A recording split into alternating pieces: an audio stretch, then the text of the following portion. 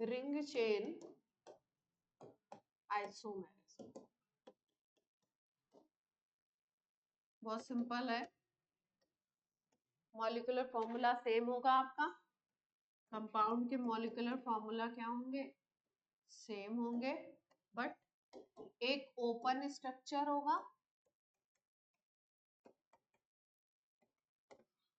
One open structure and other one is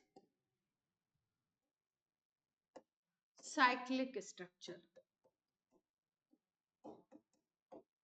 उसी formula का एक स्ट्रक्चर ओपन और एक स्ट्रक्चर साइक्लिक, तो दोनों एक दूसरे के क्या बोले जाएंगे, रिंग चेन आइसोमर्स। जैसे एग्जांपल्स हम लोग करते हैं, C3H6 अगर ले लें, C3H6 ले लो, तो जैसा फार्मूला से आपको दिख रहा है CnH2n है ये, इसका मतलब ये एल्कीन है, तो स्ट्रेट चेन एल्कीन भी बना सकते हो इसको, CH3 CH double bond CH2 भी बना सकते हो, और अगर इसी का हम साइक्लो एल्केन बनाना चाहें तो साइक्लो एल्केन भी बना सकते हैं,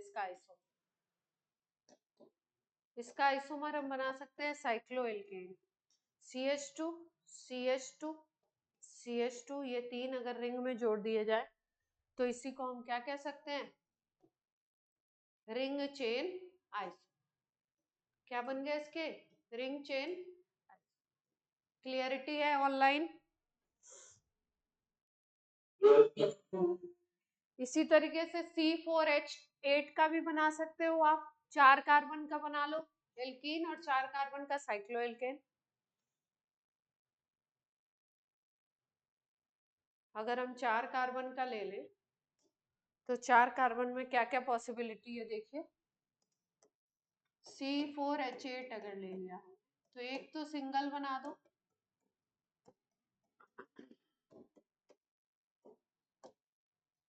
एक ओपन चेन स्ट्रक्चर ये बन गया। दूसरा आपका, आप 4 कार्बन का वो बना लीजिए साइक्लिक साइक्लो एल्केन,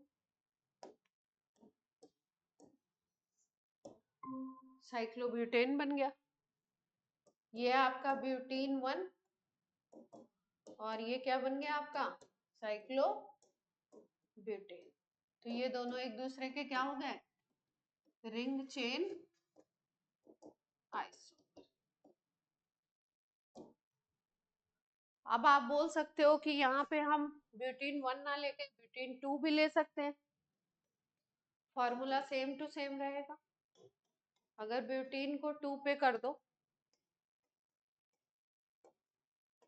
तो आपकी बार साइक्लोब्यूटेन और ये ब्यूटीन 2 ये हो जाएंगे क्या, रिंग चेन आइसो। बात क्लियर है?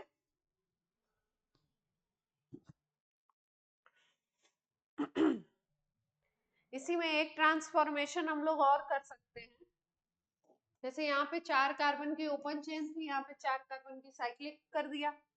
अब तीसरा हम ऐसा भी कर सकते हैं कि 3 कार्बन तो रिंग में लगा दीजिए और एक पे एक मिथाइल लगा दीजिए, 3 तो आप रिंग में लगा दीजिए और एक पे क्या लगा दीजिए, मिथाइल लगा दीजिए, तो ये भी बन गए, ये और ये भी बन गए एक दूसरे के रिंग चेन।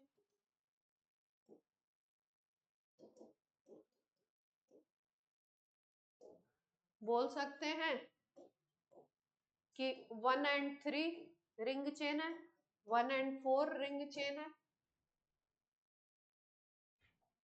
है ना, बोल सकते हैं 1 and 2 रिंग चेन है, 2 and 4 रिंग चेन है एक दूसरे के।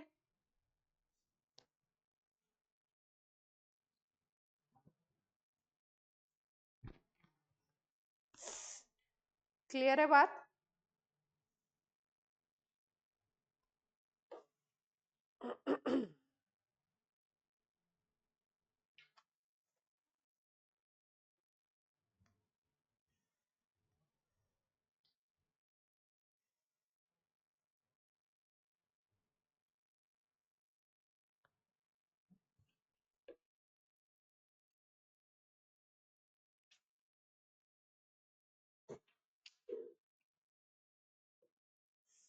उसके बाद देखिए, जैसे हमारे पास फॉर्मूला है C3H6O, C3H6O।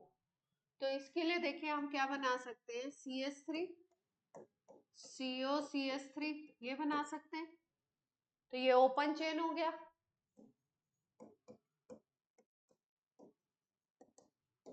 ये कंपाउंड हो गया अपना ओपन चेन। अगर हम लोग कुछ ऐसा बनाए कि 3 कार्बन पे इस तरीके से हो सकता है क्या,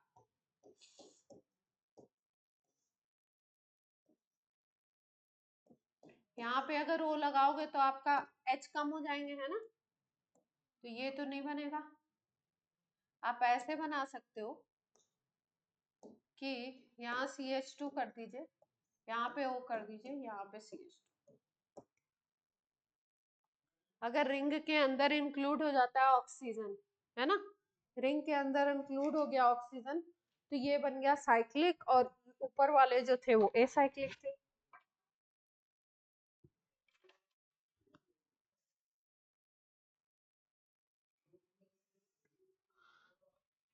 अब आप कह सकते हो कि रिंग तो हमारी यहाँ पे 4 की बनी है, 3 जिसमें कार्बन है, 4 की रिंग बनी है जिसमें से 3 कार्बन है और 1 ऑक्सीजन है। तो यहाँ पे आप इसको ऐसे भी बना सकते थे कि आप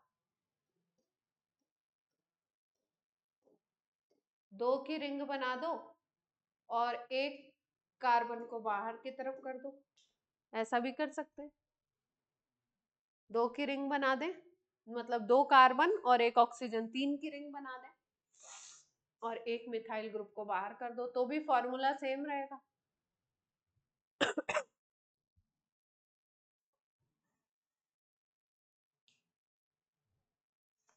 इस कंपाउंड को, ये जो पहला कंपाउंड बना है, इसको बोलते हैं ऑक्सीटेन। इस कंपाउंड को बोलते हैं ऑक्सीटेन, साइक्लिक ईथर भी बोल सकते हैं। एग्जैक्ट नाम है इसका ऑक्सीटेन।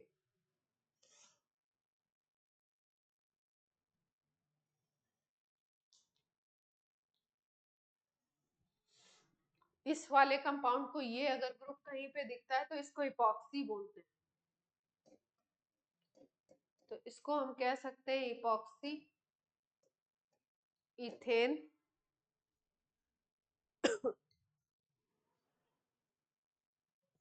जिसमें हम बोलेंगे 1 पे मिथाइल कर दो, इसको बोलेंगे 1 मिथाइल, और इस ग्रुप को बोलेंगे इपॉक्सी, और 2 कार्बन है इसलिए नाम दे दिया इथेन, 1 मिथाइल इपॉक्सी इथेन।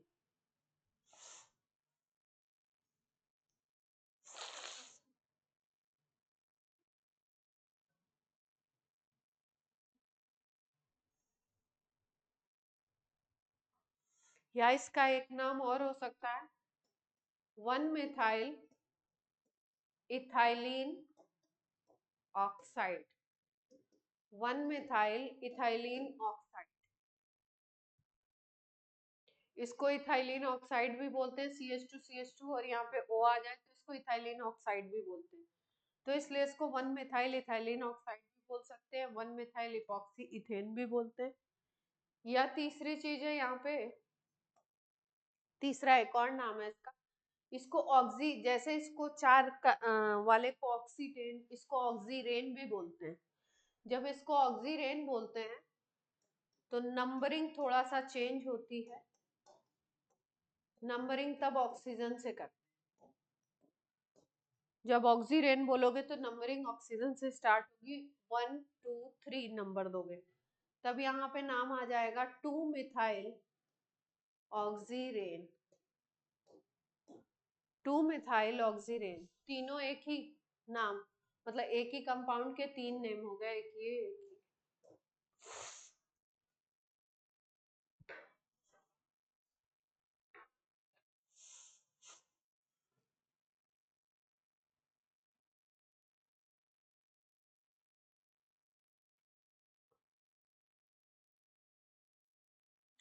इसी फॉर्मूला का हम लोग एक एल्कोहल भी बना सकते हैं। 3 कार्बन पे का एल्कोहल बनाना चाहो तो इसी फॉर्मूला का बन जाएगा साइक्लोप्रोपेनॉल। साइक्लोप्रोपेनॉल ये भी सेम फॉर्मूला का बन जाएगा।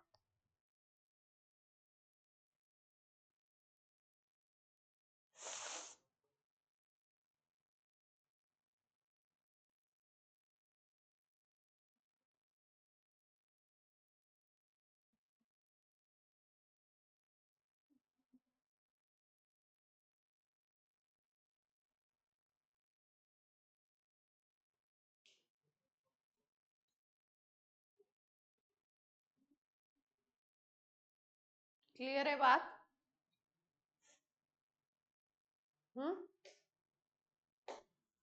अब साइक्लिक में हमने देख लिया इस फार्मूला का, एक तो ये वाला साइक्लिक में कितने सारे देखे हमने, एक तो ये ए स्ट्रक्चर देखा, दूसरा ये बी स्ट्रक्चर देखा, और साइक्लिक में तीसरा ये स्ट्रक्चर देखा।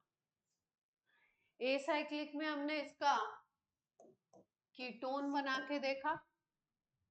अब कीटोन आपको पता है टॉटोमेरिज्म भी शो करता है, तो इसका एक टॉटोमर भी बना सकते हैं हम लोग। ये जो डी स्ट्रक्चर जिसको नाम दिया है मैंने, इसका एक टॉटोमर भी हम लोग बना सकते हैं। यहाँ पे OH कर दो और यहाँ पे डबल बॉन्ड CH2 कर दो, तो ए साइक्लिक स्ट्रक्चर में एक स्ट्रक्चर ये भी हो जाएगा।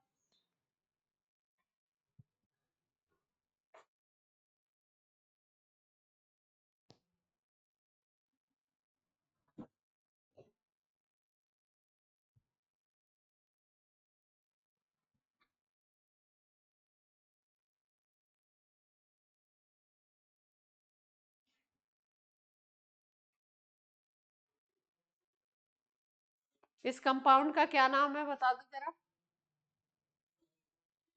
इस कंपाउंड का आईपैक नेम बता दो।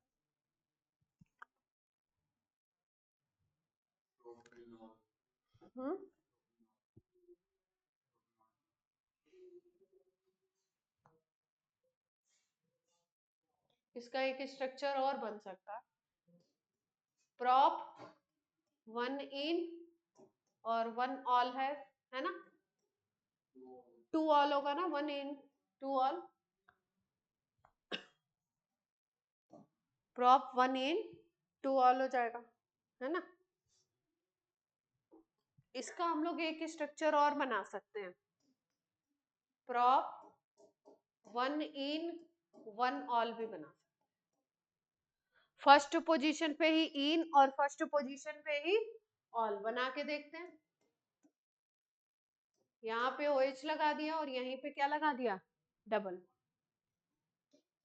देखते हैं फॉर्मूला सेम रहता है क्या।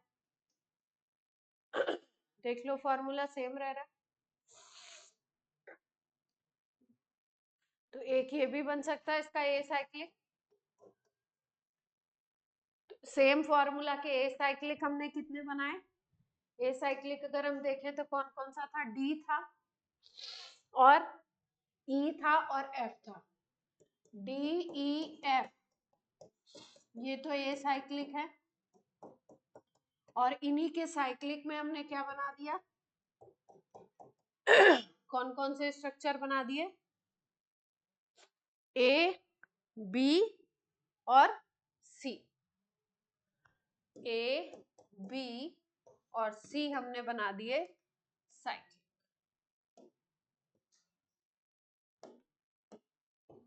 बात समझ आ रही है बच्चों?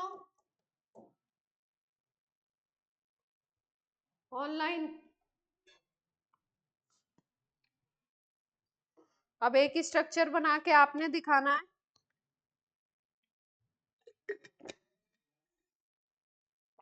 जो लोग ऑनलाइन है वो पिक सेंड करेंगे। फॉर्मूला है C5H10, उसके आपको बनाने हैं रिंग चेन आइसोमर। फॉर्मूला है आपका C5H10, इसका आपको बनाना है रिंग चेन। कितने स्ट्रक्चर रिंग वाले बना सकते हो, कितने चेन वाले, कोशिश कीजिए और काउंट करके बताइए कितने बना पा रहे हैं। 2 मिनट का टाइम है आपके पास।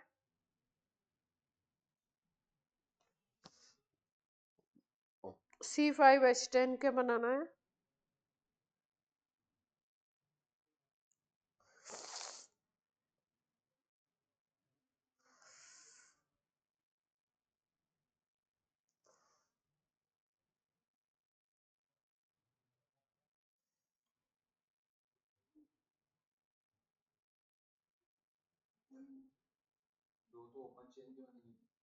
दो ओपन चेन के बन रहे हैं। अच्छा,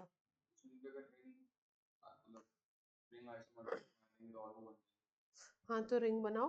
कितने बना सकते हो रिंग?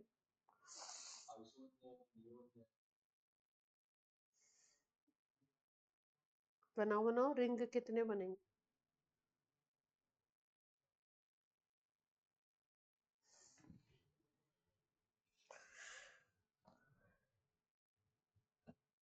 अभी इसमें हमने स्टीरियो आइसोमर को कहीं से इंक्लूड नहीं किया। स्टीरियो अभी पड़ी नहीं है, इसलिए हम स्टीरियो अभी इंक्लूड नहीं कर।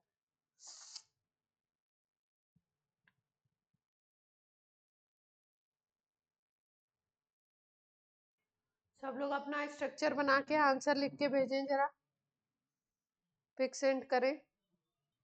क्या क्या साइक्लिक स्ट्रक्चर बना रहे हो आप?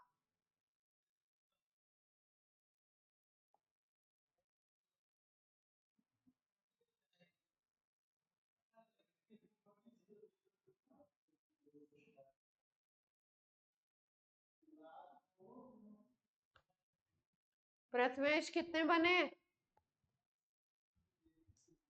प्रथमेश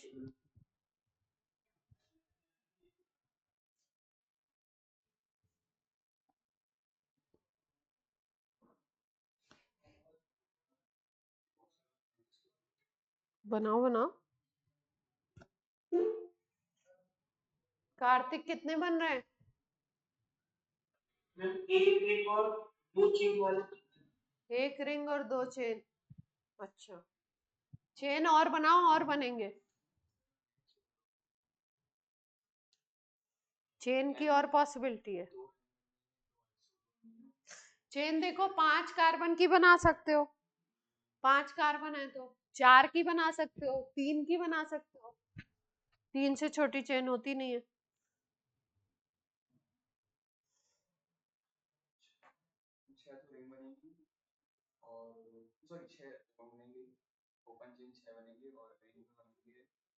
ओपन चेन, ओपन वाले 6 बन रहे हैं। 6 कैसे बन जा रहे हैं?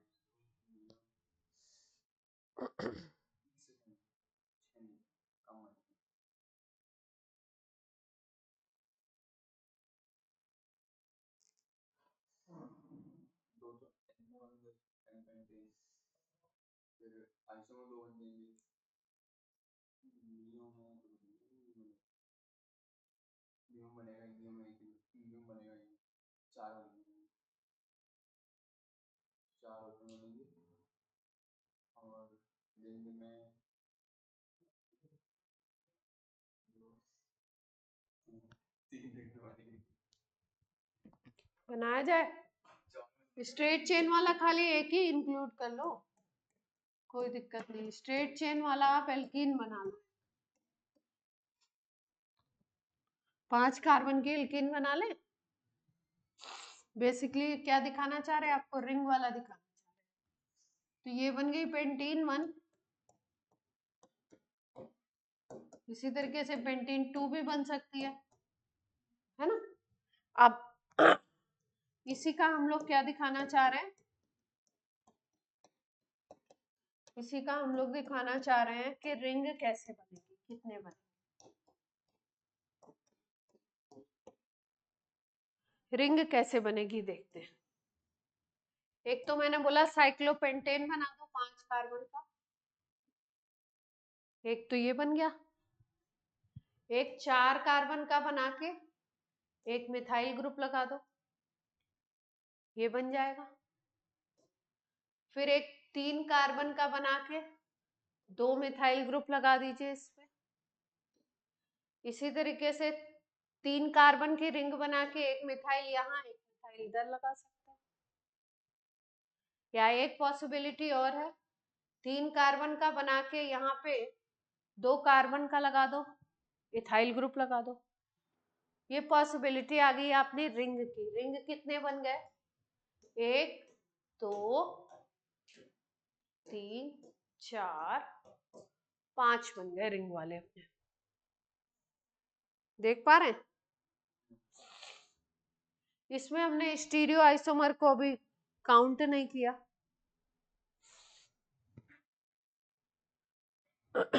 स्टीरियो आइसोमर को काउंट करते हैं तो ज्योमेट्रिकल, ऑप्टिकल सब काउंट करते हैं, वो अभी हमने पढ़ा नहीं है, इसलिए हमने कितने बना दिए यहाँ पे।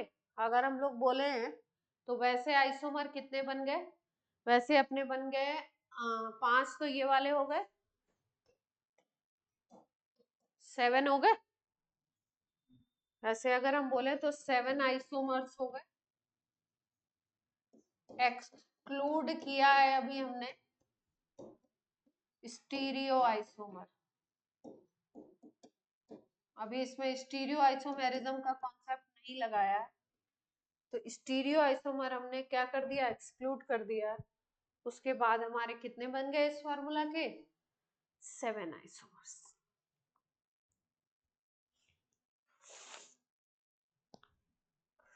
क्लियर है बात?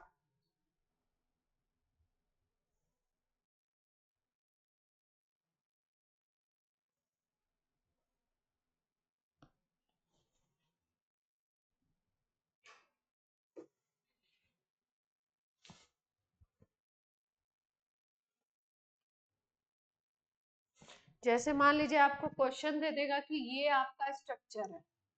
अगर क्वेश्चन इस तरीके से देते हैं कि ये आपका स्ट्रक्चर है, इसका रिंग चेन आइसोमर बनाइए, है ना? तो अब हमें ओपन चेन दूसरा नहीं बनाना है, अब इसके हमको रिंग ही बनाना है। इसके हमको क्या बनाने हैं? रिंग ही बनाने हैं। तो रिंग, अगर रिंग रिंग केवल देखो तो कितने बने हैं? अगर इसके रिंग वाले देखो तो कितने बन गए? केवल 5 बन गए। ठीक है। टोटल आइसोमर जब बोलते हैं या टोटल स्ट्रक्चरल आइसोमर बोल दिया, तब हम लोग इसको भी काउंट करेंगे 1 2 3 4 5 6, तब फिर 7 हो जाएंगे। और अगर स्टीरियो काउंट करने लगे तो स्टीरियो वाले भी लगा के फिर टोटल हो जाएगा, और बड़ा टोटल हो।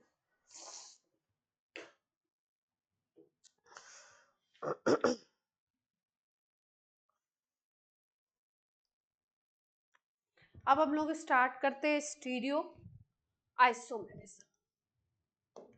नोट हो गया बच्चों ऑनलाइन? ऑनलाइन बच्चे नोट कर रहे हैं? कर लीजिए तो बोलिए।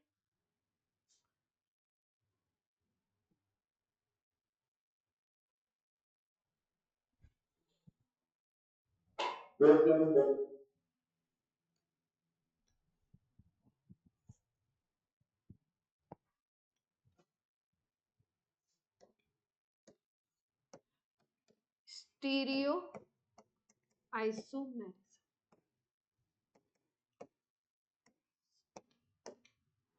स्टीरियो का मतलब है कि जो आपका 3D स्पेस की बात हो रही है, 3D स्पेस में ग्रुप्स का अरेंजमेंट डिफरेंट होगा।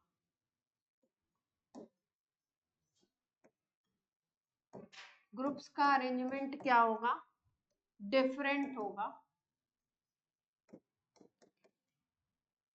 उसमें भी हम लोग 2 तरीके के पढ़ने वाले हैं। एक को बोलते हैं geometrical. First one is geometrical isomer, और दूसरा जो कैटेगरी हम पढ़ेंगे उसको बोलते हैं ऑप्टिकल आइसोमर।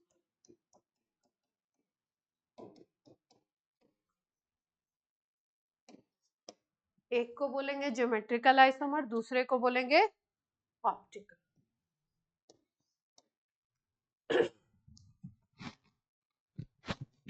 तो आज हम लोग करने वाले हैं ज्योमेट्रिकल।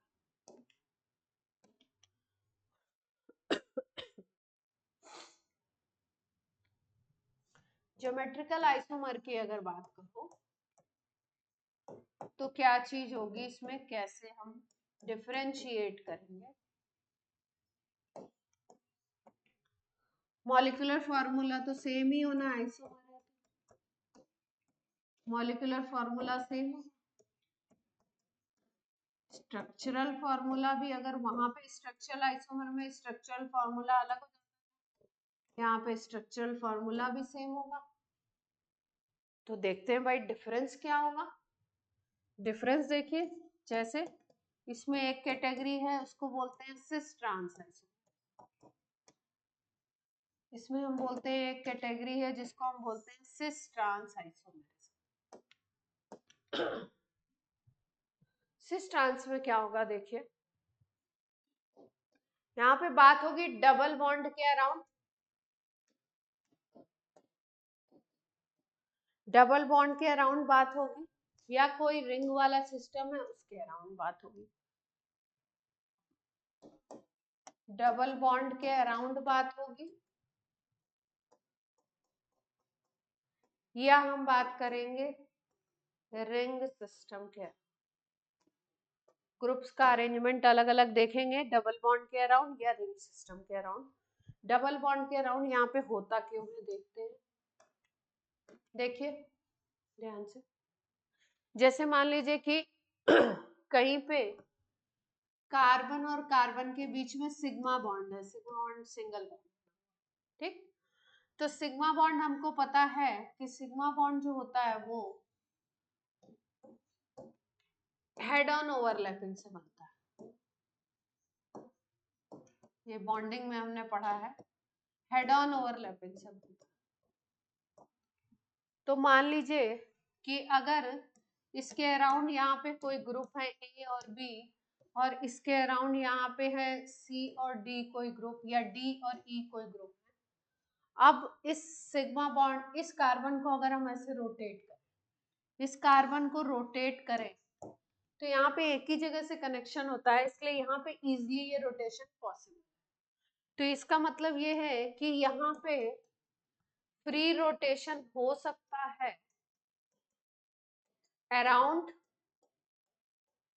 सिग्मा बॉन्ड,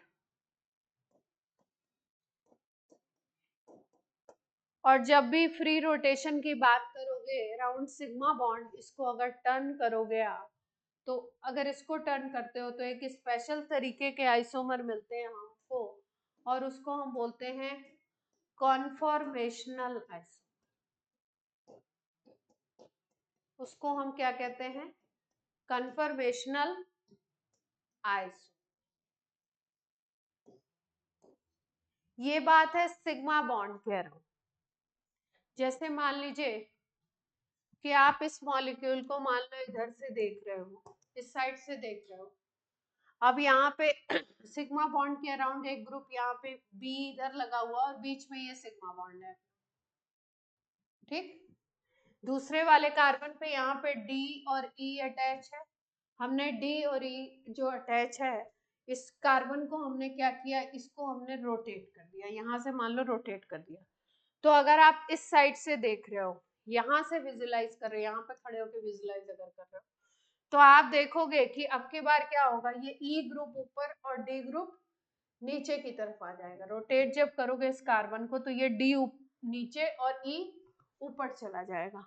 तो इससे एक आइसोमर क्रिएट होगा जिसको हम लोग बोल देंगे कन्फर्मेशनल आइसोमर।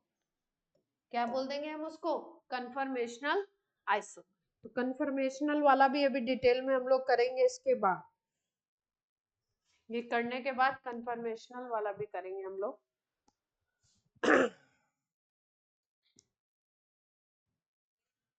तो अगर सिग्मा बॉन्ड के अराउंड घुमाते हो आप तो क्या बनता है आपका, कन्फर्मेशनल आइसोमर मिलते हैं, ठीक है। अब ये जो सिग्मा बॉन्ड के अराउंड रोटेशन हम करते हैं, तो रोटेशन हम ऐसा नहीं है, जरूरी नहीं है कि हम 180 पे ही करेंगे, हम ऐसा भी कर सकते हैं कि 20 एंगल पे करें, 30 पे करें, 60 पे करें, 40 पे करें, अलग अलग एंगल्स पे कर सकते हैं हम लोग। तो जब अलग अलग एंगल पे करते हैं तो बहुत सारे डिफरेंट टाइप के कन्फर्मेशनल आइसोमर मिलते हैं, इसीलिए कन्फर्मेशनल आइसोमर का नंबर इनफाइनाइट होता है, ठीक है। तो इसकी डिटेल हम बाद में करेंगे। अब हम बात कर लेते हैं पाई बॉन्ड के अराउंड। मान लो ये सी और सी के बीच में पाई बॉन्ड है, यहाँ पे एक ग्रुप ए और बी अटैच है, यहाँ पे कोई ग्रुप मान लो ई और डी अटैच, ये अलग अलग ग्रुप है। यहाँ पे पाई बॉन्ड है, तो अगर आप पाई बॉन्ड को देखो तो पाई बॉन्ड का इलेक्ट्रॉन क्लाउड कुछ इस तरीके से अटैच होता है।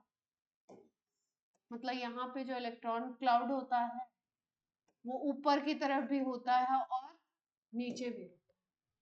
तो अगर ज्वाइनिंग को आप देखो ध्यान से तो दो जगह से अटैचमेंट है, यहाँ पे ऊपर भी कनेक्शन है और नीचे भी। तो अगर आप कार्बन को रोटेट करना चाहोगे तो जैसा यहाँ पे फ्री रोटेशन हो जा रहा था, एक जगह से अटैचमेंट था यहाँ से, तो एक को आप रोटेट करना चाहे तो आपने रोटेट कर लिया, तो बोलते हैं कि सिग्मा बॉन्ड में फ्री रोटेशन पॉसिबल है। लेकिन अगर पाई बॉन्ड की बात करो तो पाई बॉन्ड में क्योंकि कनेक्शन दो जगह से है, अगर आप इसको घुमाओगे तो ये पाई बॉन्ड जो होगा वो टूट जाता है। If we rotate this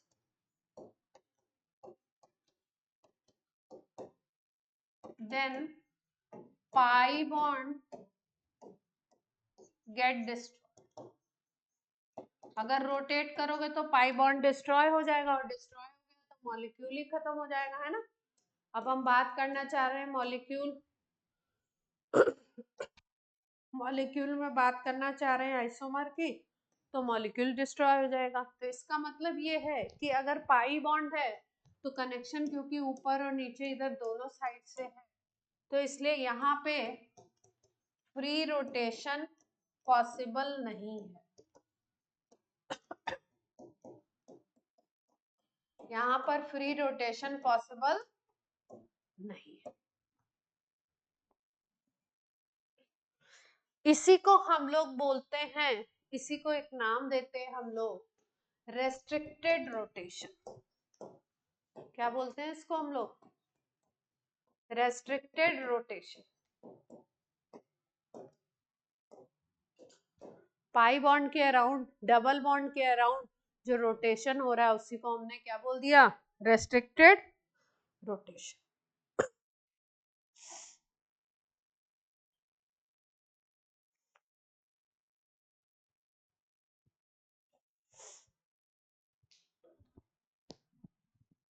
note हो जाए तो बोल दीजिए।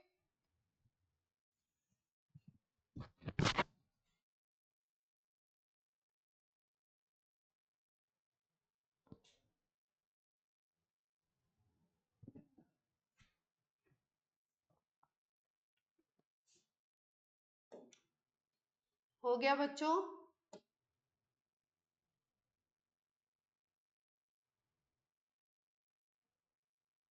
कार्तिक हो गया? yes, sir. अब जहां पे भी ये रेस्ट्रिक्टेड रोटेशन है, इस तरीके की सिचुएशन है, वहां पे ज्योमेट्रिकल या जो सिस ट्रांस आइसोमेरिज्म की हम बात कर रहे हैं, सिस ट्रांस आइसोमेरिज्म की हम बात कर रहे हैं, उसकी पॉसिबिलिटी है।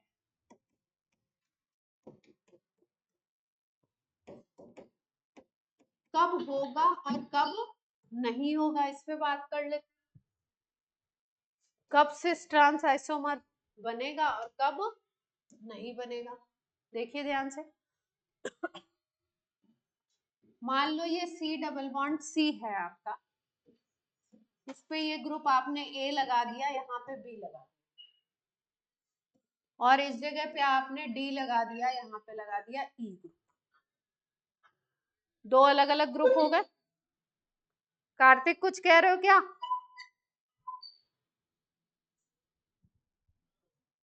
दो अलग अलग ग्रुप लगा दिया, पहले कार्बन पे लगा दिया ए बी और दूसरे पे लगा दिया डी और ई।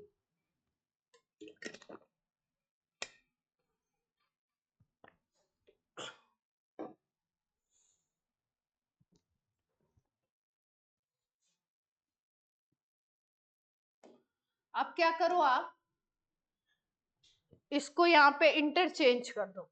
इंटरचेंज करने का मतलब यहाँ पे ए और बी रहने दिया, यहाँ पे क्या कर दिया? ई और डी कर दिया। अब अगर हम देखें तो 3D स्पेस में 3D में अरेंजमेंट क्या हो गया, डिफरेंट हो गया। कैसे अरेंजमेंट डिफरेंट हो गया? अगर यहाँ पे हम देखें तो ए के इधर डायगोनल पे कौन था, ई था, और बी के डायगोनल पे कौन था, डी था। यहाँ पे अगर देखें तो ए के डायगोनल पे कौन था, ई, और बी के डायगोनल पे कौन था, डी। अब ध्यान से अगर देखो तो अब ए के डायगोनल पे कौन आ गया, डी आ गया, और बी के डायगोनल पे कौन आ गया, ई आ गया। अलग अलग ग्रुप आ गए। तो इसको हम लोग बोलेंगे कि ये ज्योमेट्रिकल आइसोमेरिज्म शो कर रहा है। ये एक दूसरे के हो गए ज्योमेट्रिकल आइसोमर।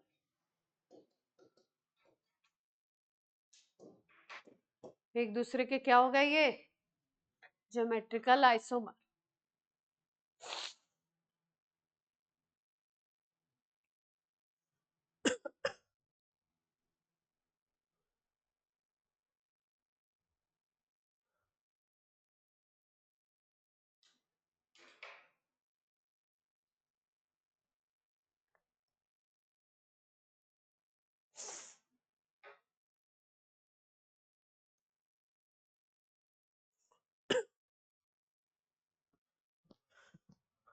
अब एसेंशियल जो कंडीशन है, कैसे पहचानोगे कि डबल बॉन्ड वाले किस कंपाउंड में जीआई है और किस में ज्योमेट्रिकल आइसोमर नहीं बनेगा, उसके लिए कंडीशन देख लो।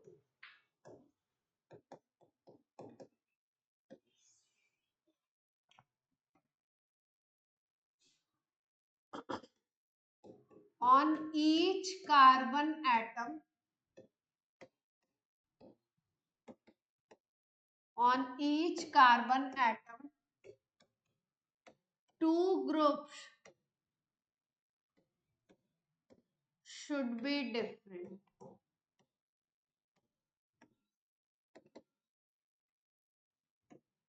दोनों कार्बन एटम पे जो ग्रुप्स अटैच हैं वो डिफरेंट होने चाहिए। अगर एक पे भी सेम आ गया या दोनों पे सेम आ गया तो ज्योमेट्रिकल आइसोमेरिज्म नहीं प्रेजेंट होगा। देखो ध्यान से, जैसे हमने बोला ये कार्बन कार्बन डबल बॉन्ड है, यहाँ पे ए और ए, ठीक है। यहाँ पे अगर इसको तुम फर्स्ट कार्बन कहते हो, इसको सेकंड कार्बन मान लो, नाम दे दिया। अब फर्स्ट कार्बन पे अगर देखो तो दोनों ग्रुप क्या आ गए, दोनों ग्रुप सेम है। अगर फर्स्ट कार्बन पे दोनों ग्रुप सेम आ गए तो क्या हो जाएगा, यहाँ पे ज्योमेट्रिकल आइसोमेरिज्म नहीं प्रेजेंट होगा, ये सिस ट्रांस शो नहीं करेगा। दूसरी कंडीशन, मान लो हमने यहाँ पे ए और ए किया है और यहाँ पे हमने कर दिया बी और बी। अब ये है पहला कार्बन, ये है दूसरा, ठीक। इस स्ट्रक्चर में अगर देखो आप तो फर्स्ट कार्बन पे ए और ए है तो सेम ग्रुप हो गए। अलग अलग कार्बन को देखना है, ऐसा नहीं कि एक साथ मिला के नहीं देखना। इस पे देखो पहले ए और ए हो गए तो ज्योमेट्रिकल आइसोमेरिज्म खत्म, हो नहीं सकता। दूसरे कार्बन पे भी यहाँ पे यही सिचुएशन बन रही है, बी और बी है, सेम ग्रुप है, तो दोनों कंडीशन ऐसी है जो जीआई यहाँ पे पॉसिबल नहीं। मतलब एक पे भी अगर सेम हो गया तो जीआई नहीं होगा, दोनों पे सेम हो गया तो भी जीआई नहीं होगा। ये बात समझ रहे हैं?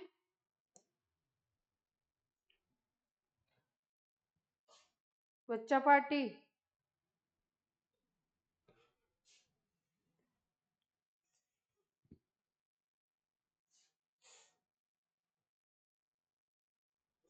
अब इसको ऐसे भी लिख सकते थे, जो पहला वाला स्ट्रक्चर है उसको ऐसे भी तो कर सकते थे, यहाँ सी सी डबल बॉन्ड पहले वाले पे तो अलग कर दो और दूसरे कार्बन पे क्या कर दो, सेम कर दो।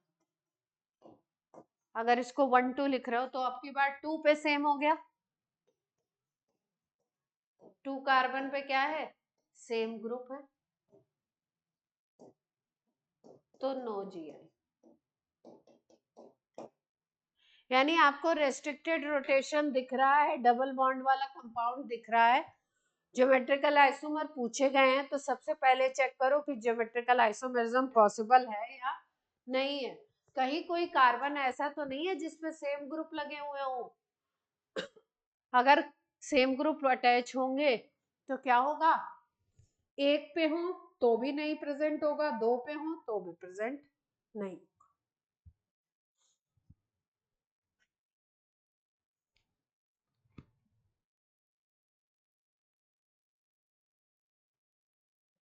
ये बड़ी इंपॉर्टेंट कंडीशन है। 4 5 कंपाउंड दे करके पूछ लेते कौन जीआई शो करेगा, कौन नहीं करेगा। 8 10 कंपाउंड दे दिए और पूछ लिया इंटीजर टाइप क्वेश्चन, कितने ऐसे हैं जो जीआई शो करेंगे, कितने नहीं। तो ये वाली कंडीशन आपको याद रहेगी तो आप कर लोगे। आपको सीधे सीधे कार्बन को देखना है कि कार्बन पे कोई भी ऐसा कार्बन हमें ना मिले जिसपे दोनों ग्रुप क्या हो, सेम टू सेम अटैच हो। अब एग्जाम्पल करते हैं, जैसे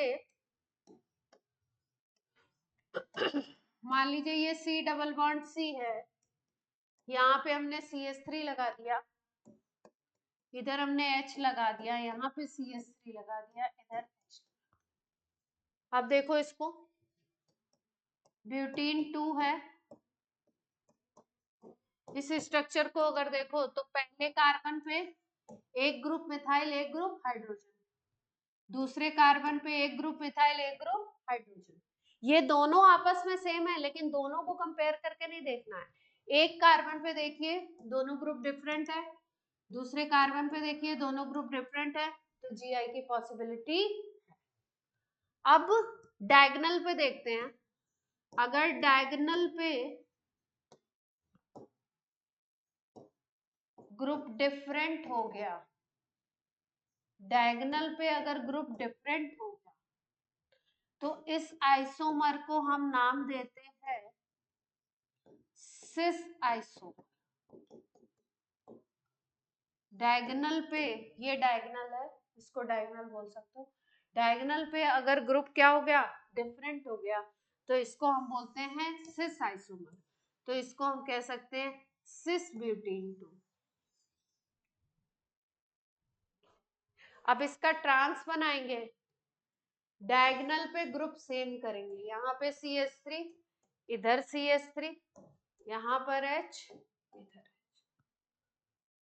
पहले तो चेक करें जीआई है, ये कार्बन इस पे एक मिथाइल एक हाइड्रोजन, ये कार्बन इस पे एक हाइड्रोजन एक मिथाइल, दोनों पे दो ग्रुप हैं जो आपस में अलग अलग हैं, दो ग्रुप हैं जो आपस में अलग अलग हैं, तो जीआई की पॉसिबिलिटी है। ब्यूटीन 2 ये भी है, यहाँ पे अगर डायगोनल पे देखो तो मिथाइल मिथाइल सेम हो गए, इधर डायगोनल पे देखो सेम हो गए, तो यहाँ डायगोनल पे सेम ग्रुप हो गए। जब सेम ग्रुप होते हैं तो नाम देते हैं उसको ट्रांस, तो इसका नाम हो जाएगा ट्रांस ब्यूटीन 2 या ट्रांस 2 ब्यूटीन भी बोलते हैं।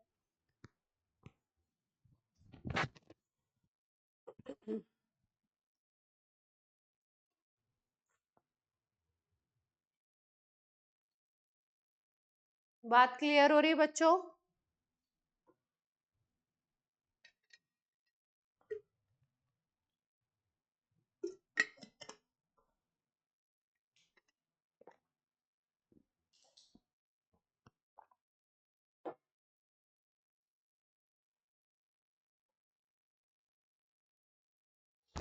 ऑनलाइन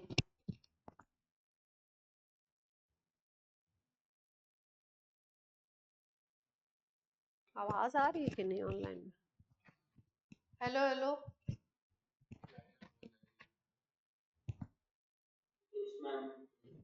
बहुत धीरे आवाज तो नहीं आ रही है वीडियो में? चलिए, नोट कर लिया,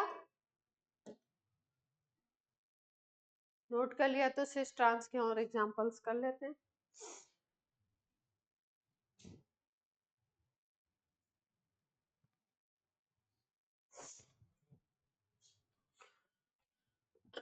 देखिए,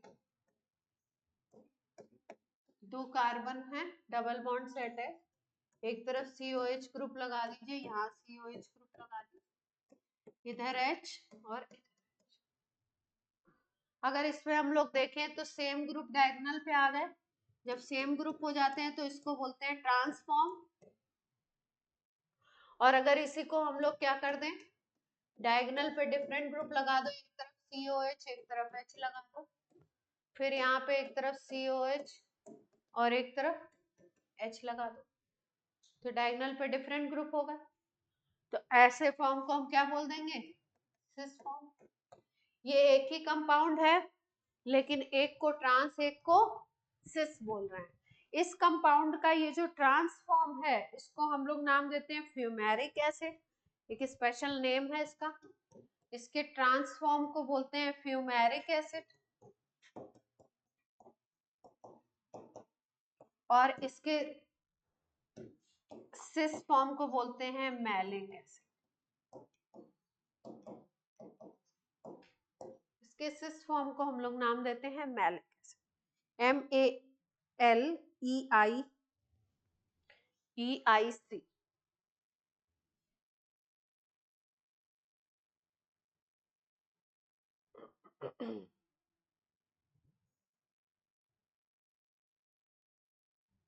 इसी तरीके से अब और भी आप सिस ट्रांस बना सकते हैं। ये नोट हो गया तो बोलिए। जैसे मान लीजिए, हाँ कार्तिक कुछ कहना चाहते हैं? जो मैंने फॉर्म बनाई थी मैम, उसमें तो सेम ग्रुप के, इसमें सेम ग्रुप लगा दिया तो ये गड़बड़ बन गई। इधर सेम ग्रुप लगा दिए ना हमने तो गड़बड़ बन गई ना। डायगोनल पे क्या करना था, सिस फॉर्म है तो डायगोनल पे डिफरेंट करने थे। तो यहाँ COH कर रहे हो, यहाँ H कर रहे हो, तो यहाँ पे COH कर दो और यहाँ पे क्या कर दो, H कर दो। ठीक है, स्ट्रक्चर को सही कर लेना। ये वाले स्ट्रक्चर में हमने COH एक ही साइड लगा दिए थे तो क्या होगा, फिर एक ही कार्बन पे दोनों ग्रुप सेम हो जाएंगे, तब तो प्रेजेंट नहीं होगी। ये करेक्शन मार लेना, ठीक है। अब इसी से रिलेटेड क्वेश्चन बना सकते हैं। जैसे यहाँ H है तो H की जगह CH3 ले लो तो दूसरा एसिड बन जाएगा। H की जगह CH3 लगा दीजिए तो दूसरा एसिड बन जाएगा। अब H की जगह CH3 करके स्ट्रक्चर बना सकते हैं। या मान लो इस तरीके से है, यहाँ पे H है, यहाँ पे Cl है, यहाँ पे Cl, ठीक है।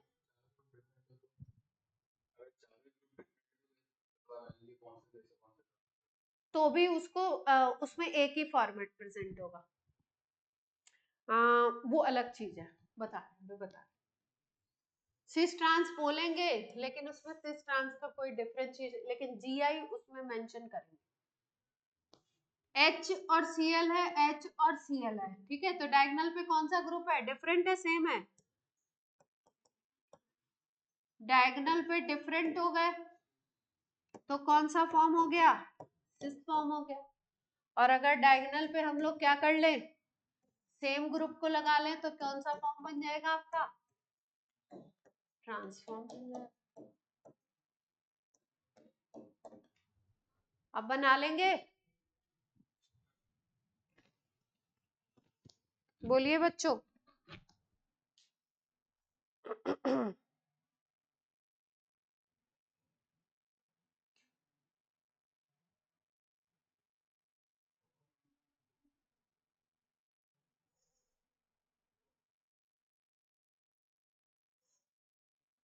बना लेंगे।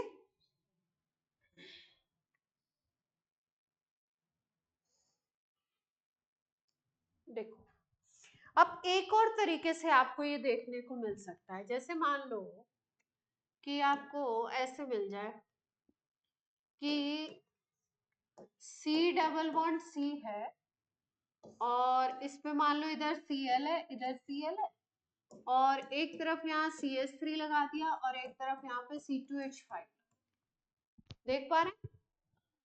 और दूसरे वाले में क्या किया, यहाँ पे Cl लगाया है, यहाँ पे मान लो CH3 लगा दिया और इधर पे C2H5 और यहाँ पे C। ध्यान से देखिए, अब की बार अगर देखो तो ये कार्बन की चेन और ये कार्बन की चेन डिफरेंट है ना। मतलब अभी तक हम ऐसे एग्जांपल्स कर रहे थे जिसमें जो 4 ग्रुप अटैच थे उसमें से 2 ग्रुप तो सेम थे, मतलब दो दो सेम सेम सेट था। लेकिन अभी हमने कैसा एग्जांपल करा, ये वाला, जिसमें 2 Cl तो सेम है, ये मिथाइल और C2H5 क्या है, अलग अलग होगा। तो एसेंशियल कंडीशन तो यही है कि पहले कार्बन और दूसरे कार्बन दोनों पे आप देखिए डिफरेंट ग्रुप हैं क्या। अगर डिफरेंट ग्रुप हैं तो Gi की पॉसिबिलिटी है, Gi पॉसिबल है। तो इन दोनों स्ट्रक्चर को अगर देखो तो कार्बन कार्बन पे पहले पे भी डिफरेंट और दूसरे पे भी क्या हो गया, डिफरेंट हो गया। यहाँ पे भी पहले पे भी डिफरेंट और दूसरे पे भी डिफरेंट। तो इस पे आप सिस ट्रांस कैसे बोलोगे, अब आप सेम ग्रुप को देख लोगे, किसको देख लोगे, इस सेम ग्रुप को देख लो, इसको ऑब्जर्व कर लो, है ना। तो इसको अगर ऑब्जर्व करोगे तो आप बोलोगे डायगोनल पे सेम ग्रुप हो गया, डायगोनल पे क्या हो गया, सेम ग्रुप, तो क्या बोल दोगे इसको, ट्रांस। अब डिफरेंट वाले को देखा ही नहीं हमने, अब डायगोनल पे क्या हो गया, यहाँ पे डिफरेंट ग्रुप हो गया, तो उसको क्या बोल देंगे, उस फॉर्म को हम,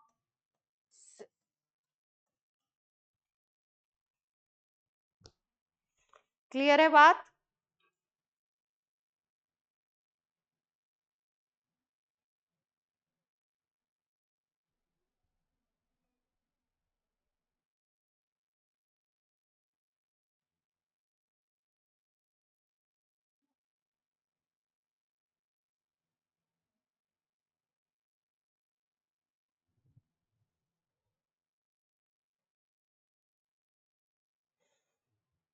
इस कंपाउंड का अगर आईपैक नेम देखेंगे तो ये है 2,3 डाइक्लोरो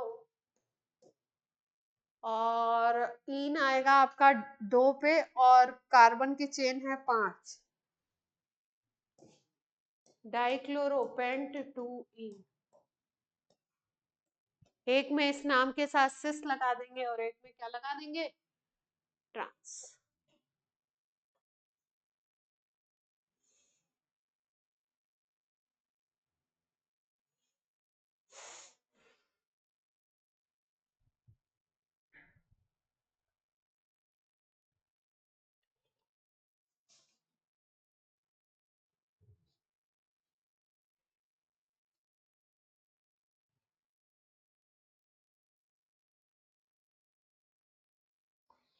यहां तक के सारे पॉइंट क्लियर हैं। एक दो क्वेश्चन कर लेते हैं इस पे सिस ट्रांस पे, फिर उसके बाद आपको सिस ट्रांस जो आइसोमर होंगे उनकी प्रॉपर्टीज करवा देते हैं। चार या पांच चार प्रॉपर्टीज जो इम्पोर्टेंट है उसको हम लोग डिस्कस कर लेंगे, है ना।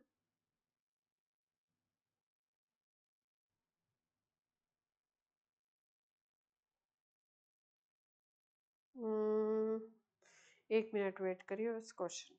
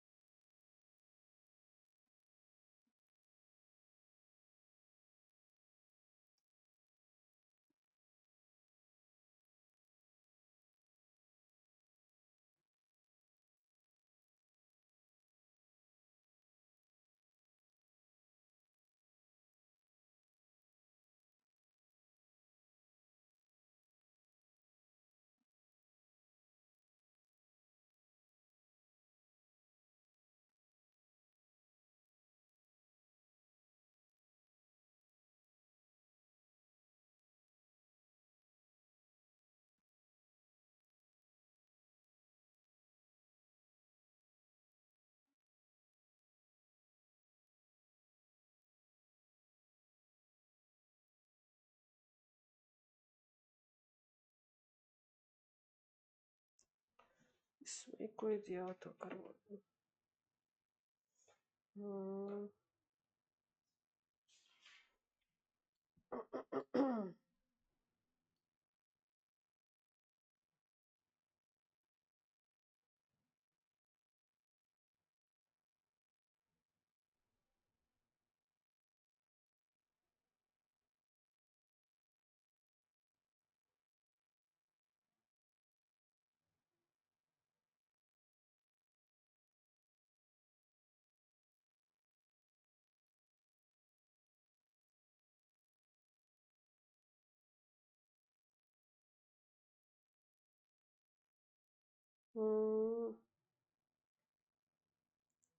चलिए अभी दिख नहीं रहा इसमें कोई ऐसा, जितने क्वेश्चन है उसमें ऑप्टिकल भी इंट्रोड्यूस करके पूछा है तो ना निकल पाएगा।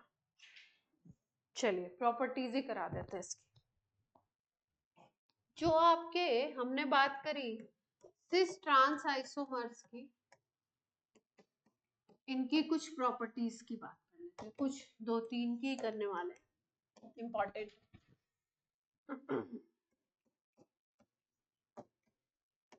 प्रॉपर्टीज की बात करते हैं। सबसे पहली प्रॉपर्टी है, हम बात कर रहे हैं पोलैरिटी की डाइपोल मोमेंट की, बात करने वाले हैं हम डाइपोल मोमेंट की। ठीक है, एग्जाम्पल देखते हैं,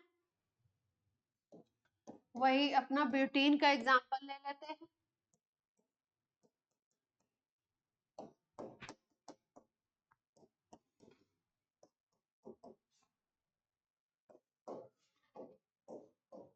ये आपका हो गया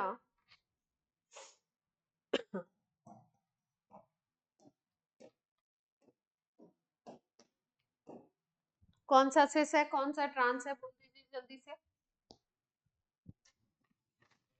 ऑनलाइन में बोलिए बच्चों। नव्या,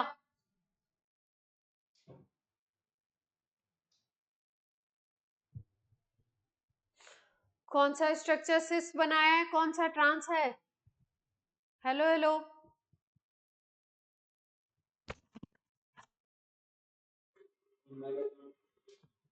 प्रथमेश, हाँ बोलिए। फर्स्ट स्ट्रक्चर ट्रांस है, क्योंकि डायगोनल पे क्या हो गए आपके, सेम ग्रुप हो गए ना।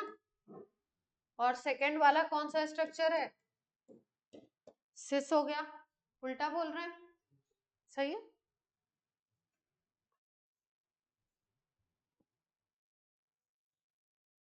डायगोनल पे सेम ग्रुप हो गए तो ट्रांस, और इधर क्या हो गया, सिस।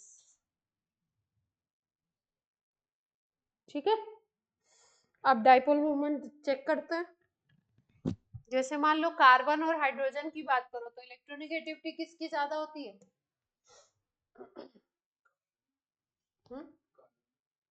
कार्बन की ज्यादा होगी, हाँ कार्बन की ज्यादा होती है इलेक्ट्रोनेगेटिविटी। तो अगर आप देखो तो कार्बन हाइड्रोजन यहाँ पे नेगेटिव चार्ज होगा, यहाँ पे कैसा चार्ज होगा, पॉजिटिव। डाइपोल की डायरेक्शन कैसी होती है, पॉजिटिव टू नेगेटिव। इधर भी अगर देख लो तो कार्बन नेगेटिव है और ये कैसा है, पॉजिटिव, तो डाइपोल कैसा बनेगा, इस डायरेक्शन। ठीक, इस C और CH3 के बीच में, इस C और CH3 के बीच में अगर देखें तो ये इलेक्ट्रॉन डोनेटिंग ग्रुप है, तो इलेक्ट्रॉन को इधर की तरफ भेजेगा, है ना। तो अगर इलेक्ट्रॉन इधर भेज रहा है तो इस पे नेगेटिव चार्ज और इस पे हो जाएगा पॉजिटिव, तो यहाँ पे डायरेक्शन आ जाएगा एक डाइपोल का। और यहाँ पे अगर देखें तो इस पे पॉजिटिव, इस पे नेगेटिव, तो एक डाइपोल का डायरेक्शन हो जाएगा इसका इधर अपोजिट, पॉजिटिव टू नेगेटिव। ये बात सब लोग समझते हैं। देखिए ध्यान से, स्ट्रक्चर में 4 डाइपोल बने हैं, जिसमें से इधर लेफ्ट में ये कार्बन और हाइड्रोजन का डाइपोल फर्स्ट डाइपोल, और ये कार्बन और हाइड्रोजन का डाइपोल सेकंड डाइपोल। ये दोनों एक दूसरे के इक्वल होंगे क्योंकि कार्बन हाइड्रोजन के बीच में सिचुएशन बिल्कुल सेम है।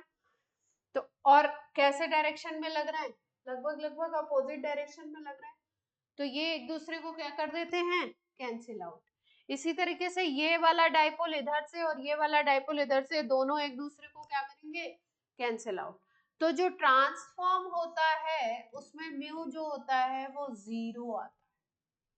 ट्रांसफॉर्म में म्यू क्या आता है, 0। पॉइंट क्लियर है बच्चों?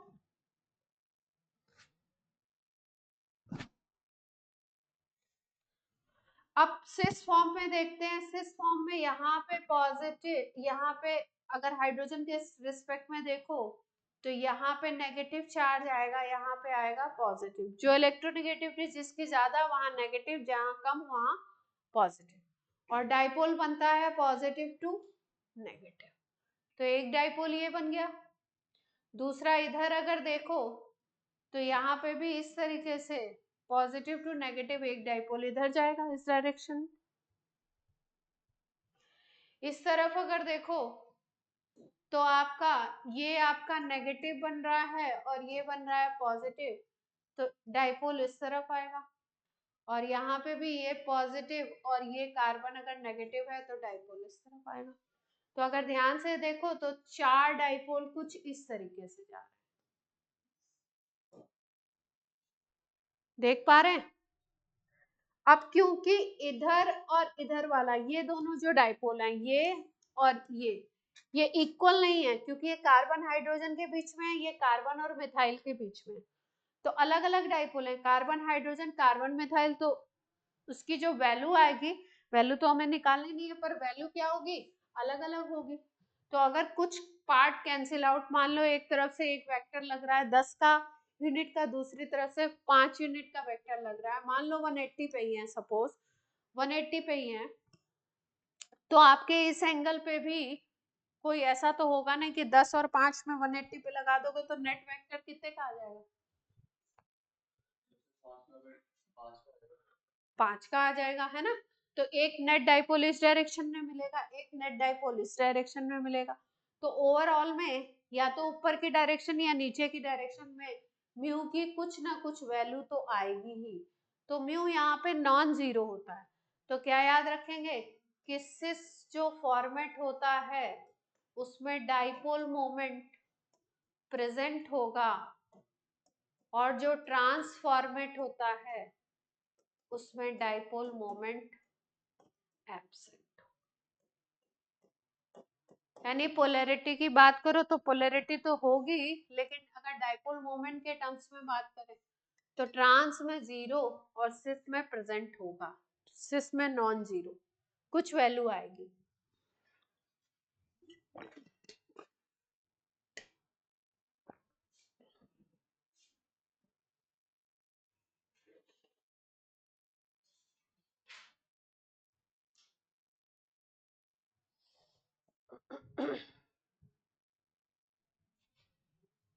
नोट कर लीजिए।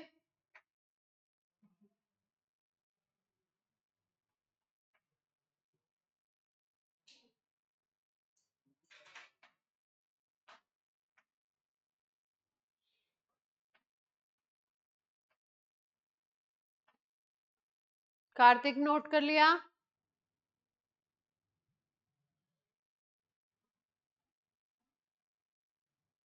चलिए,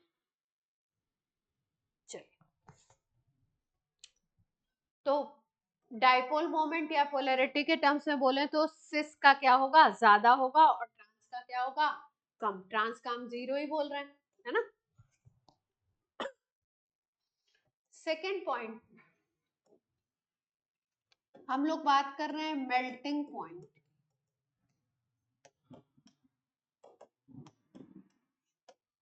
ठीक, मेल्टिंग पॉइंट जो होता है वो क्रिस्टल के ऊपर, क्रिस्टल के स्ट्रक्चर पे डिपेंड करता है। तो अगर स्ट्रक्चर आपको सिमेट्रिकल दिखता है, कोई भी स्ट्रक्चर अगर सिमेट्रिकल होगा तो वो क्रिस्टल में उसकी पैकिंग अच्छी होती है। और कभी भी क्रिस्टल में अगर पैकिंग अच्छी हो, उसके आयंस, उसके मॉलिक्यूल अच्छे तरीके से पैक्ड हो, तो उसका मेल्टिंग पॉइंट अपने आप अच्छा हो।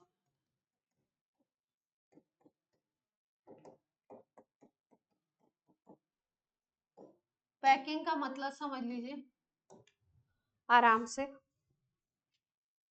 मान लीजिए कि किसी का ये क्रिस्टल है, किसी मॉलिक्यूल का, है ना। अब इस क्रिस्टल में मान लीजिए कि जो मॉलिक्यूल है वो इस तरीके से,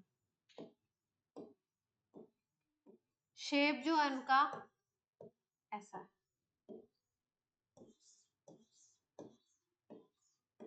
एक ही तरीके का, है ना। तो जब आप इसमें फिल करोगे क्रिस्टल सिस्टम में, जब ये अरेंज होंगे तो ये इस तरीके से पैक्ड होके अरेंज होंगे। क्रिस्टल सिस्टम में जब मॉलिक्यूल पैक होते हैं तो इनके बीच में ये जो खाली जगह होती है, ये जो खाली जगह है, एम्प्टी स्पेस जो होता है क्रिस्टल सिस्टम में, सॉलिड स्टेट 12th में पढ़ेंगे आप, एम्प्टी स्पेस होता है जो आपका, उसको हम लोग बोलते हैं वॉइड, ठीक है। और वो क्रिस्टल अच्छा बोला जाएगा जिसमें वॉइड जो होंगे वो कम होंगे, मतलब खाली जगह जिसमें कम हो, मॉलिक्यूल्स अच्छे तरीके से पैक हो, ज्यादातर वॉल्यूम मॉलिक्यूल ऑक्युपाई कर रहे हो, तो पैकिंग अगर अच्छी होगी तो उसमें हम लोग बोलेंगे कि वॉइड जो होंगे, खाली स्पेस कम होंगे, और इसी को बोलते हैं पैकिंग जो होगी वो अच्छी होगी।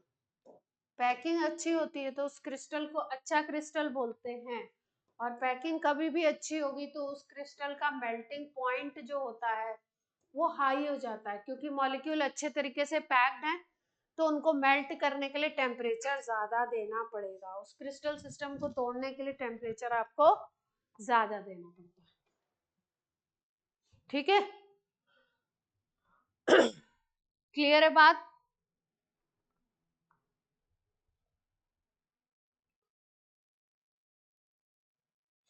ये स्ट्रक्चर जो दिख रहा है आपको क्रिस्टल का, इसमें अगर देखो सारे मॉलिक्यूल एक ही तरीके के साइज के हैं और साइज इनका थोड़ा सा यूनिफॉर्म टाइप का है, तो एक दूसरे के साथ खूब अच्छे तरीके से पैक हो, ठीक। अब मान लो कि हम कोई ऐसा क्रिस्टल सिस्टम ले लें, इसको हम सिमेट्रिकल स्ट्रक्चर बोल सकते हैं।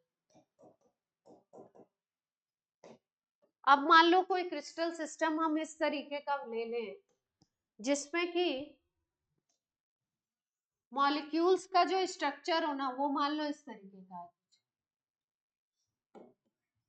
ऐसा कुछ स्ट्रक्चर, ठीक है। अब इनकी मान लो पैकिंग करनी है, तो आप देखोगे क्या कि इसमें जो है ना ज्यादा मॉलिक्यूल पैक नहीं हो पाएंगे, मतलब एम्प्टी स्पेस जो होगा स्ट्रक्चर के ऊपर डिपेंड करता है, एम्प्टी स्पेस क्या होगा, ज्यादा होगा, यानी कि वॉइड क्या होंगे, ज्यादा होंगे। जब आपका स्ट्रक्चर कुछ अनसिमेट्रिकल टाइप का हो, ये स्ट्रक्चर हो गया अनसिमेट्रिकल टाइप का,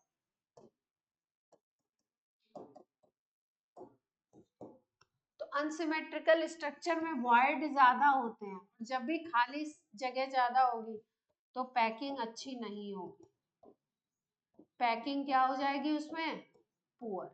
और जब पैकिंग पुअर होगी तो मॉलिक्यूल आपस में यानी बहुत अच्छे से अटैच नहीं है, पैक होकर के नहीं रखे हुए हैं, है ना, तो वहां पे थोड़ा सा टेम्परेचर दोगे तो मेल्ट हो जाएगा, यानी मेल्टिंग पॉइंट क्या हो जाएगा, लो।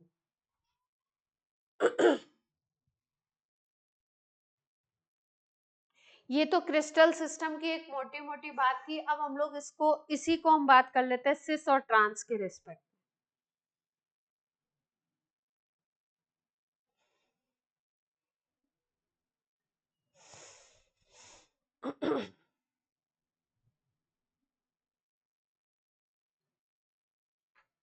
अब पहले तो बात करते हैं किसका ज्यादा होगा किसका कम होगा, फिर रीजन समझते हैं। मेल्टिंग पॉइंट जो होगा वो ट्रांस का ज्यादा होता है और सिस का कम,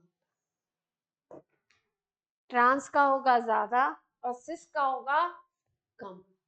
इसका मतलब आप सोचिए कि इसका मतलब ट्रांस का स्ट्रक्चर सिमेट्रिकल है पैकिंग वगैरह अच्छी हो रही है और सिस में पैकिंग अच्छी नहीं होगी। तो क्यों भाई, देखते हैं स्ट्रक्चर को। इस सिस 2 ब्यूटीन और ट्रांस 2 ब्यूटीन को देख लेते हैं।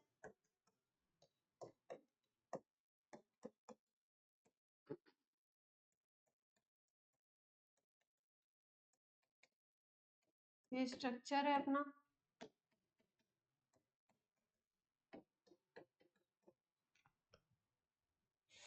ये वाला कौन सा है, ट्रांस है,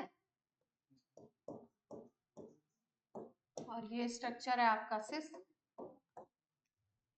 ठीक, अगर इसमें देखो डबल बॉन्ड के अराउंड, तो डबल बॉन्ड के अराउंड अगर हम लोग देखें तो क्या दिख रहा है हमको, अगर यहां से देखो तो एक तरफ CH3 एक तरफ H, यहाँ पे देखो एक तरफ H एक तरफ CH3। ठीक, अगर इस तरीके से देखे डायगोनल के अराउंड, डायगोनल के अराउंड देखो CH3 इस कार्बन पे दो ग्रुप CH3 एक दूसरे को क्या कर रहे हैं, बैलेंस आउट कर रहे हैं, सिमेट्रिकल टाइप का। और इस कार्बन पे अगर देखो, ऐसे देखो अगर इधर से, तो इधर हाइड्रोजन और इधर हाइड्रोजन, तो ये सेम सा दिख रहा है ना। तो इसको हम बोलते हैं कि ये स्ट्रक्चर कैसा हो गया, सिमेट्रिकल हो गया। और इस स्ट्रक्चर को अगर डायगोनल पे देखो तो एक तरफ CH3 ग्रुप है एक तरफ H है, CH3 बड़ा सा होगा और H जो होगा उसके कंपैरिजन में छोटा सा होगा, तो अनसिमेट्रिकल बात हो गई, एक तरफ बड़ा ग्रुप एक तरफ छोटा ग्रुप। और यहाँ पे अगर देखें तो यहाँ पे भी इसी तरीके से अनसिमेट्रिकल बात हो जाएगी, बिग, और ये क्या बन जाएगा, स्मॉल।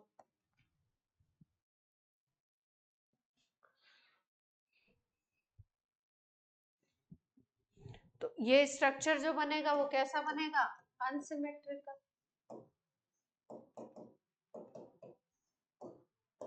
इसलिए यहाँ पे MP जो होगा हाई होगा, और यहाँ पे मेल्टिंग पॉइंट जो होगा वो क्या होगा, जितना अरेंजमेंट सिमेट्रिकल, जितना अरेंजमेंट प्रॉपर, उतना क्रिस्टल अच्छा, उतना मेल्टिंग पॉइंट हाई।